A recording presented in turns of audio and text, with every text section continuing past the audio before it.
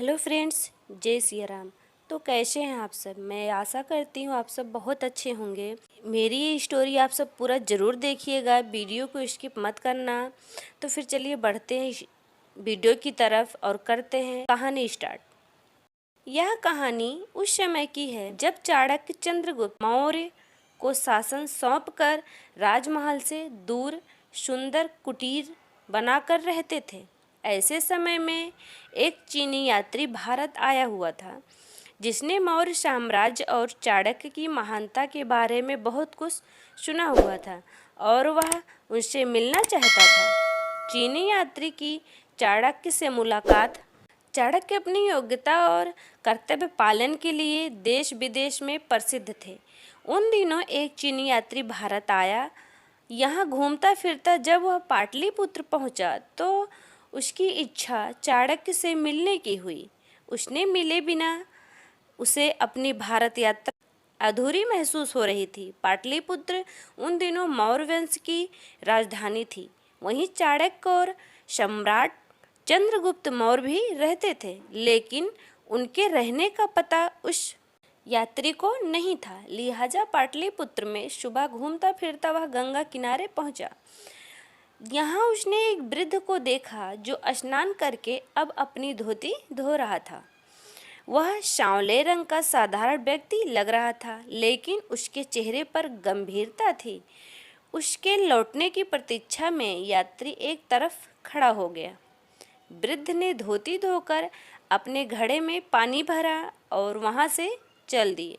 जैसे ही वह यात्री के नज़दीक पहुंचा, यात्री ने आगे बढ़कर भारतीय शैली में हाथ जोड़कर प्रणाम किया और बोला, महाशय, मैं चीन का निवासी हूँ। भारत में काफ़ी घूमा हूँ।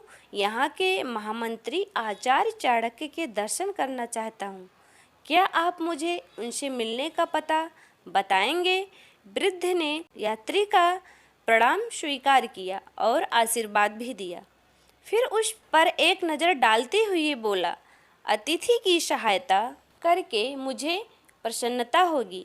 आप कृपया मेरे साथ चलें। फिर आगे आगे वह वृद्ध और पीछे पीछे वह चीनी यात्री चल दिए। वह रास्ता नगर की ओर न जाकर जंगल की ओर जा रहा था। यात्री को आशंका हुई कि वह वृद्ध उसे किसी गलत स्थान पर तो नहीं ले जा रहा है। फिर भी उस वृद्ध की नाराजगी के डर से कुछ कह नहीं पाया। वृद्ध के चेहरे पर काफ़ी गंभीरता और तेज था कि चीनी यात्री उसके सामने खुद को बहुत छोटा महसूस कर रहा था। उसे इस बात की भली भांति जानकारी थी कि भारत में अतिथियों के साथ अच्छा व्यवहार किया जाता है और संपूर्ण भारत में चाणक्य और सम्राट चंद्रगुप्त का इतना दबदबा था कि कोई अपराध करने की हिम्मत नहीं कर सकता था। इसलिए वह अपनी सुरक्षा की प्रति निश्चिंत था। वह यह सोच रहा था कि चाणक्य के निवास स्थान में पहुंचने के लिए ये छोटा मार्ग होगा। वृद्ध लंबे लंबे डंक भरते हुए काफ़ी तेजी से चल रहा था। चीनी यात्री को उसके साथ चलने में काफ़ी दिक्कत हो रही थी। नतीजन वह पिछड़ने लगा। वृद्ध को उस यात्री की परेशानी समझ आ गई। वह धीरे धीरे चलने लगे। अब चीनी यात्री आराम से उसके साथ चलने लगा। रास्ते भर वे खामोशी से आगे बढ़ते रहे। थोड़ी देर बाद वृद्ध एक आश्रम के निकट पहुंचा, जहां पर चारों ओर शांति थी। तरह तरह के फूल पत्तियों से आश्रम घिरा हुआ था। वृद्ध वहां पहुंचकर रुका और यात्री को वहीं थोड़ी देर प्रतीक्षा करने के लिए कहा और आश्रम में चला गया। यात्री सोचने लगा कि वह वृद्ध शायद इसी आश्रम में रहता होगा और अब पानी का घड़ा और भीगे वस्त्र रखकर कहीं आगे चलेगा। कुछ क्षण बाद यात्री ने सुना, महामंत्री चाणक्य अपने अतिथि का स्वागत करते हैं। पधारिए महाशय। यात्री ने नजरें उठाई और देखता ही रह गया। वह वृद्ध आश्रम के द्वार पर खड़ा उसका स्वागत कर रहा था। उसके मुंह से आश्चर्य से निकल पड़ा, आप हाँ महाशय, वृद्ध बोला, मैं ही महामंत्री चाणक्य हूँ और यही मेरा निवास स्थान है। आप निश्चिंत होकर आश्रम में पधारें। चीनी यात्री ने आश्रम में प्रवेश किया, लेकिन उसके मन में याद आशंका बनी रही कि कहीं उसे मूर्ख तो नहीं बनाया जा रहा है। वह इस बात पर यकीन ही नहीं कर पा रहा था कि एक महामंत्री इतनी सादगी में जीवन व्यतीत करता है। नदी पर अकेले ही पैदल स्नान के लिए जाना, वहाँ से स्वयं ही अपने वस्त्र धोना, घड़ा भर कर लाना और बस्ती से दूर आश्रम में रहना, यह सब चाणक्य जैसे विश्व प्रसिद्ध व्यक्ति की ही दिनचर्या है। उसने आश्रम में इधर उधर देखा। साधारण किस्म का सामान था। एक कोने में उपलों का ढेर लगा हुआ था। वस्त्र सुखाने के लिए बांस बंधा हुआ था। दूसरी तरफ मसाला पीसने के लिए सिलबट्टा भी रखा हुआ था। कहीं कोई राजसी ठाट बाट नहीं था। चाणक्य ने यात्री को अपनी कुटिया में ले जाकर आदर सहित आसन पर बैठाया और स्वयं उसके सामने दूसरे आसन पर बैठ गए।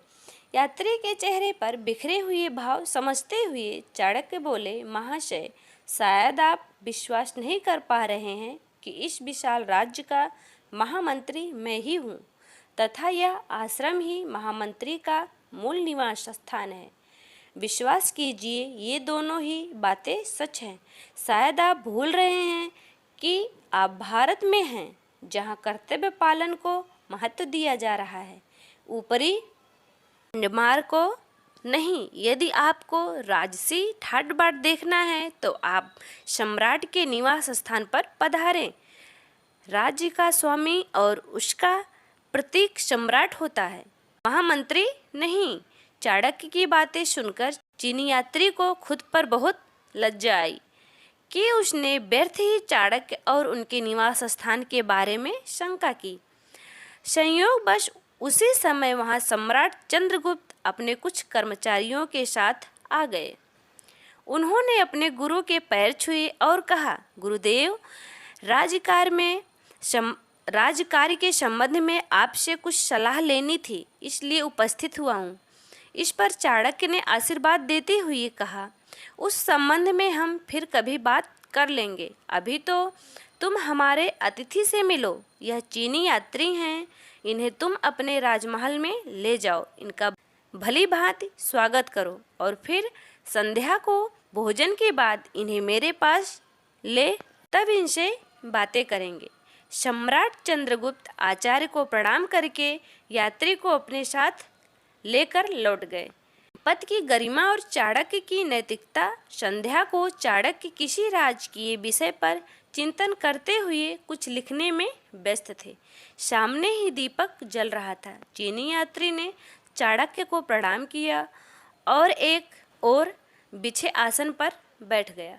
आचार्य चाणक्य ने अपनी लेखन सामग्री एक ओर रख दी और दीपक को बुझा दिया और दूसरा दीपक जला दिया। इसके बाद चीनी यात्री को संबोधित करते हुए बोले, महाशय, हमारे देश में आप काफ़ी घूमे फिरे हैं, कैसा लगा आपको हमारा यह देश?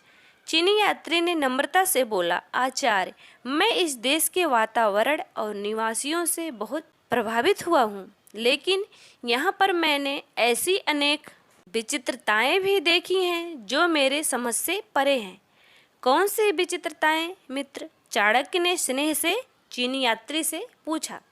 उदाहरण के लिए सादगी की ही बात कर ली जा सकती है। इतने बड़े राज्य के महामंत्री का जीवन इतना सादगी भरा होगा, इसकी तो कल्पना भी हम विदेशी नहीं कर सकते। अभी अभी एक विचित्रता मैंने देखी है, आचार्य, आज्ञा हो तो कहूँ। आचार्य बोले, अवश्य कहो मित्र, आपका संकेत कौन सी विचित्रता की ओर है? अभी अभी मैं जब आया तो आप एक दीपक की रोशनी में काम कर रहे थे और आने के बाद उस दीपक को आपने बुझा दिया और दूसरा दीपक जला दिया। मुझे तो दोनों दीपक एक जैसे लग रहे हैं। फिर एक को बुझाकर दूसरे को जलाने का रहस्य मुझे समझ नहीं आया। आचार्य चाणक्य मंद मंद मुस्कुराकर बोले, इसमें ना तो कोई रहस्य है और ना ही कोई विचित्रता।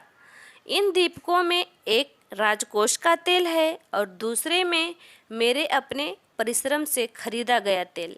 जब आप यहाँ आए थे तो मैं राजकीय कार्य कर रहा था, इसलिए उस समय राजकोष के तेल वाला दीपक जला रखा था। इस समय मैं अपने व्यक्तिगत बातें कर रहा हूँ, इसलिए राजकोष के तेल वाला दीपक जलाना उचित और न्यायसंगत नहीं है। लिहाजा मैंने वो वाला दीपक बुझाकर अपनी आमनी वाला दीपक जला दिया। चाणक्य की बात सुनकर चीनी यात्री दंग रह गया और बोला, धन्य हो आचार्य, भारत की प्रगति और उसके विश्व गुरु बनने का रहस्य अब मुझे समझ में आ गया है। जब तक यहाँ के लोगों का चरित्र इतना ही उन्नत और महान बना रहेगा, उस देश की तरक्की को संसार की कोई भी शक्ति नहीं रोक सकेगी। इस देश की यात्रा करके और आप जैसे महात्मा से मिलकर मैं खुद को गौरवशाली महसूस कर रहा हूँ। आचार्य चाणक्य की कहानी की शिक्षा।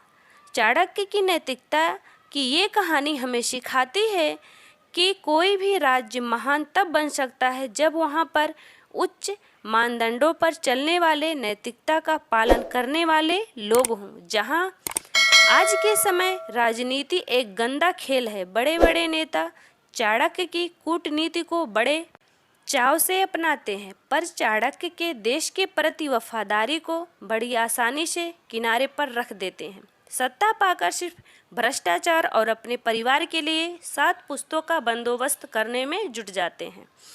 जब तक देश में बड़े नेता भ्रष्टाचार का दामन नहीं छोड़ेंगे, तब तक देश भ्रष्टाचार से मुक्त नहीं होगा। जय सिया राम।